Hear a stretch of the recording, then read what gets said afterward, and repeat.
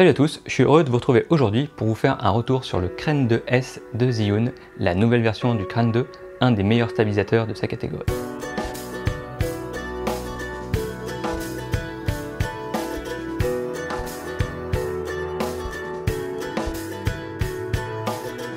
Alors justement, dans quelle catégorie mettre le Crane 2S? À quel besoin il répond?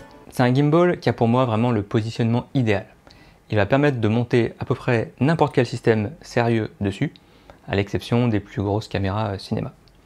Ça veut dire qu'on va pouvoir l'utiliser avec tous les setups run and gun classiques à base de réflexes, d'hybrides ou de petites caméras comme la Pocket Cinema 6K, accessoires compris. Il ne sera par contre pas capable de supporter des setups à base de caméras cinéma plus grosses comme des Alexa, Red, Canon C300, etc. Mais pour moi, de toute façon, après, on atteint la limite de ce qu'on peut raisonnablement porter à bout de bras pendant des heures. Si vous êtes familier du Crane 2, vous ne serez pas perdu, puisqu'avec le Crane 2S, on retrouve un gimbal avec la même forme et les mêmes dimensions que le Crane 2. Et par contre, pas mal de petites nouveautés, notamment des fonctions qu'il a héritées de son grand frère, le Crane 3S. On va voir tout ça. D'abord, la plus grosse nouveauté et la plus importante, vous l'aurez sans doute tout de suite remarqué, le Crane 2S a des dorures. Un peu partout, on a des petits éléments dorés et ça fait vraiment plaisir, ça en jette. Ça montre qu'on n'a pas payé 600 balles pour rien. Les clients vont être impressionnés. Bon, en vrai, ça fait très plastique, assez cheap, faussement luxe. Je trouve que c'est vraiment pas terrible. Cela dit, on s'en fout quand même pas mal. Ce qui compte, c'est pas son look, c'est toutes les nouveautés qu'il y a vraiment à l'intérieur. Première nouveauté assez cool, c'est qu'il est possible de choisir la forme du gimbal en fonction de votre boîtier ou de votre setup. De base, le Crane 2S est fourni avec un grand bras à l'arrière qui amène l'axe du roll juste derrière le boîtier. Comme ça, chaque moteur gère exactement un axe et offre au gimbal la meilleure stabilité possible. Mais dans cette config, si on a un écran à l'arrière du boîtier, ça va énormément le cacher. On ne va pas vraiment pouvoir s'en servir. Il est donc possible de retirer une portion du bras pour avoir le moteur du roll décalé vers le bas, comme sur un Ronin S ou un Crane 3S par exemple. Et ça, c'est vraiment pratique si on n'a pas d'écran externe ou que l'on ne veut pas en mettre pour ne pas alourdir le setup, ou qu'on ne veut pas déplier un écran sur rotule par exemple. C'est d'ailleurs ce que j'ai fait pour l'utiliser sur mon X-T3. Au passage, on allège le tout de 70 grammes, ce qui est toujours ça de prix. Pour passer de l'un à l'autre, il faut quand même retirer une dizaine de vis avec deux clés Allen différentes, plus un petit cruciforme. Les petites clés Allen sont fournies, mais elles sont tellement merdiques qu'elles se sont déformées quand j'ai essayé. Heureusement, j'en avais d'autres un peu plus solides chez moi. Il faut aussi bien faire gaffe à ne pas abîmer le petit câble à l'intérieur et à le remettre comme il faut avant de refermer. Bref, ça m'a pris genre 2 heures et quelques sueurs froides, mais si je devais le refaire maintenant, j'irais beaucoup plus vite. Bon, ça reste quand même une opération qu'on peut pas faire vite fait sur le terrain. Est-ce que le gimbal est moins performant dans cette config? J'ai pas vu de différence pendant mes tests. Zhiyun annonce de nouveaux moteurs et des algorithmes pour une meilleure fluidité dans les mouvements et ça je l'ai constaté. C'est vraiment un gros point fort de cette version et surtout, ce qui m'a marqué c'est sans aucune configuration. Les réglages de base en auto fonctionnent super bien. Je vous avais fait le test de l'AK4000 de Feiyutech et si vous l'avez vu, vous vous en souvenez peut-être, c'est qu'au final, il fonctionnait bien aussi. Mais avant d'avoir un truc vraiment stable, j'avais dû pas mal jouer avec les réglages des moteurs, la calibration, etc.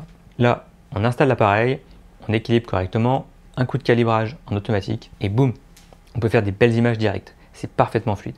Ensuite, il est bien sûr toujours possible d'ajuster tout plein de paramètres pour personnaliser son gimbal à sa manière, mais les réglages de base sont vraiment top. Moi par exemple, j'ai juste réduit légèrement la vitesse de rotation des 3 axes quand on le contrôle au joystick tout en laissant la vitesse et la douceur en max en mode follow. Tous les réglages de personnalisation sont faisables directement depuis l'écran intégré du gimbal, pas besoin de passer par l'application. On peut régler énormément de choses comme la puissance des moteurs, la sensibilité, la fluidité, la vitesse, personnaliser les touches, etc. L'écran a été sensiblement agrandi par rapport au Crane 2 puisqu'il est maintenant 50% plus grand. Bon, ça veut dire qu'il fait maintenant 2 cm de large, ce qui n'est pas tout à fait non plus un écran de cinéma. Mais il est tout à fait fonctionnel. Petit bémol, la roue crantée, si c'est un système que j'aime bien sur le principe, celle du Crane 2S est toujours assez désagréable à utiliser. Un petit peu agressive au toucher et assez difficile à tourner. Du coup, quand on va l'utiliser, on va facilement tourner 2 crans d'un coup. Même avec le gimbal posé, c'est pas super fluide. Bon, ça reste fonctionnel et normalement, on n'a pas besoin d'aller dans les menus, dans le vif de l'action, mais c'est un peu dommage que la roue crantée soit pas au niveau du reste. Avec les nombreux menus, on peut tout à fait se passer de l'application pour tout, sauf pour un truc, et ça c'est vraiment chiant. Avant d'utiliser le gimbal pour la première fois, Zhiyun nous oblige à installer l'appli ZY Play, à créer un compte, à s'y connecter, à enregistrer le gimbal. C'est assez frustrant et surtout on se demande à quoi ça sert. Surtout que l'application, parlons-en, elle fonctionne, mais elle est quand même pas super fournie. La connexion est rapide et on peut ensuite contrôler le gimbal avec un joystick, le mettre en mode miroir du téléphone, etc. Mais par contre, j'ai pas réussi à faire fonctionner le tracking qui est censé être possible en mettant le téléphone sur la grille flash de l'appareil. De manière générale, pas mal d'utilisateurs semblent avoir des problèmes avec l'appli, plus que chez DJI par exemple, qui met plus d'efforts visiblement dans sa partie application. Donc bon, c'est pas son point fort, mais le Crane 2S a à côté de ça plein d'excellentes idées au niveau du design qui rendent vraiment son utilisation super agréable. Première idée toute bête mais super pratique, le système de verrouillage mécanique des axes. Sur chaque axe, vous avez un petit bouton pour verrouiller l'axe. C'est super utile quand on transporte le stabilisateur ou pour le ranger et éviter qu'il bouge. Ça sert aussi à accélérer le premier équilibrage rapide avant d'affiner ensuite. Et enfin, moi je m'en suis pas mal servi dès que j'avais besoin d'ajuster ou de fixer des trucs sur le gimbal. On verrouille tout et même le gimbal éteint, on sait que ça bouge pas.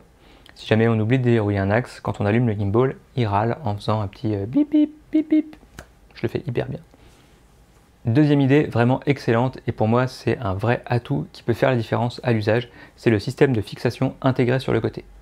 Une partie du bras qui supporte le gimbal, ici, hop,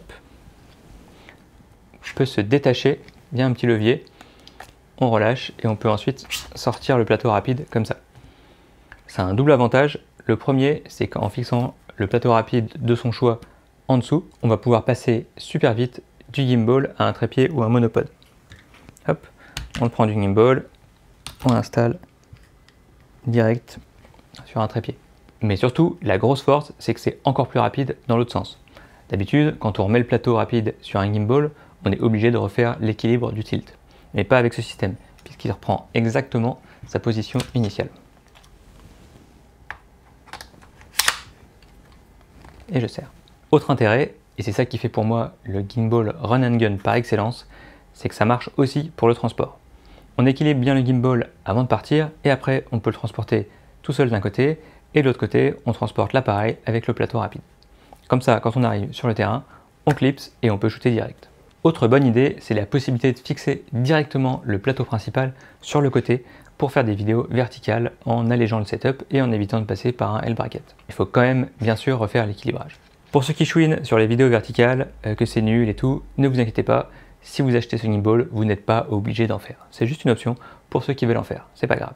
À part ces trois principales nouveautés, d'une manière générale, on sent que le produit est vraiment arrivé à maturité avec plein de petits détails agréables. L'équilibrage est plus facile grâce à un système de fixation qui ne glisse pas tout d'un coup. On a un petit bouton pour ajuster la dureté du levier de blocage de la plaque principale. La plaque principale justement, elle est fournie avec un rehausseur pour les plus gros objectifs et un support pour objectif pour éviter les déviations d'axe. La poignée principale autour des batteries est maintenant en carbone pour gagner un peu de poids. Bon, d'après mon dos, ce gimbal fait environ 3587 kg, mais d'après ma balance de cuisine, qui est peut-être plus exacte, il te fait 2,2 kg tout compris, avec trépied, plateau, batterie, etc. Ce qui est vraiment pas mal pour un stabilisateur de cette puissance. Puisqu'on parle des batteries, encore un gros point positif par rapport à d'autres gimbals, le Crane 2S utilise des batteries 18550 standard qui sont facilement remplaçables et pas chères. Et ça, je trouve ça vraiment hyper rassurant sur un tournage de pouvoir toujours avoir un set de batterie de rechange. Même s'il est annoncé pour 12 heures d'autonomie, on ne sait jamais. On oublie de recharger la batterie le soir, ou alors on branche le chargeur sur une prise, et quand on éteint la lumière, ça éteint aussi le chargeur. Faites pas genre, ça vous est jamais arrivé. Ou alors, on enchaîne les tournages, etc. Bref, avoir des batteries de rechange pour une vingtaine d'euros plutôt qu'une batterie intégrée, c'est vraiment un gros plus du Crane 2S. Au niveau des petites nouveautés, on peut aussi noter la présence de filetage 1/4 de pouce de chaque côté du manche et sous le plateau rapide, ce qui va permettre d'accessoiriser le gimbal plus facilement. À l'utilisation, le Crane 2S est vraiment super agréable, comme était déjà le Crane 2, avec une fluidité peut-être encore améliorée, surtout sans rien régler dans les menus avec la config de base. Je l'ai utilisé principalement avec un XT3 et l'indétrônable Sigma 1835, ce qui fait une config de 1,6 kg. Bon, là j'ai mis un XT20 parce que je filme avec le XT3. Et la stabilité et la fluidité sont vraiment irréprochables, quelle que soit la position, en haut ou en bas. Alors j'ai pas testé plus lourd parce que j'ai pas, mais j'ai vu d'autres vidéastes tester avec des configs nettement plus lourdes, comme une Canon C300 par exemple, réduite au minimum, mais ça fonctionnait bien. Il y a tous les modes de contrôle qu'il faut, avec le mode de base qui est le pan follow. Comme son nom l'indique, le gimbal suit le pan, mais stabilise tout le reste. Le mode lock qui permet de verrouiller tous les axes, ce qui est particulièrement utile pour conserver une perspective par exemple.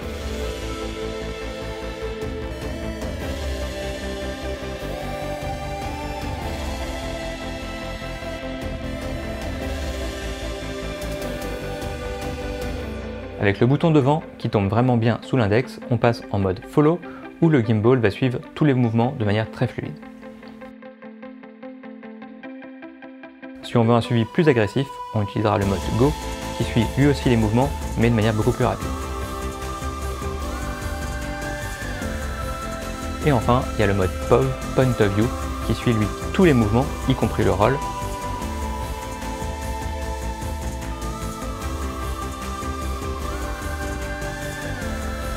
Et le mode Vortex, qui ne sert jamais en vrai, mais qui est toujours rigolo à utiliser.